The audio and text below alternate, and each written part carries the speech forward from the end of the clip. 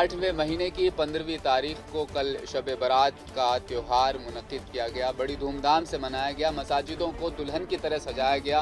कब्रिस्तान में जाकर लोगों ने अपने बुजुर्गों की मज़ारों पर फातिहा ख्वानी की।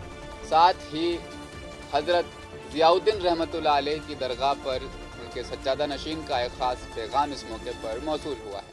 अज़ीमुल शान ये इबादत का मौका है। अल्लाह रब्बुल इज़्ज़त ने हम सबको इबादत के लिए तंदुरुस्ती अता फरमाई और आज की शब हम सब मिलकर अल्लाह रब्बुल इज़्ज़त की बारगाह में अपने अपने सजदे अदा करें। इससे ज़्यादा खुशी की बात नहीं है कि अल्लाह रब्बुल इज़्ज़त ने 2 साल बाद कोरोना की वबा बीमारी को ख़त्म करते हुए हम सबको फिर एक जमा अता किया और तंदुरुस्ती के साथ किया।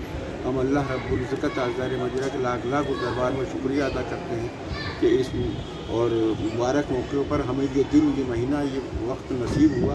हम सब और आज जितनी खानकाएँ हैं, चिश्तिया, कादरिया, नक्शबंदिया और जितने कब्रिस्तान हैं, लोग वहाँ पर अपने अपने बुज़ुर्गों के अपने अपने बुज़ुर्गान दीन के यहाँ जाकर हाज़िरी दे रहे हैं, दुआएँ कर रहे हैं। सबके लिए तंदुरुस्ती के लिए, कारोबार के लिए, तरक्की बुलंदी के लिए, सेहतयाबी के लिए, अच्छी बरसात और रहमतों से हो, इसकी दुआएं और अपनी अपनी मग़फ़िरत की दुआएं अपने बुज़ुर्गों को जो इनका पर्दा हो गया है उनको अल्लाह रब्बुल इज़्ज़त आला से आला मुक़ाम जन्नत में अता फरमाए।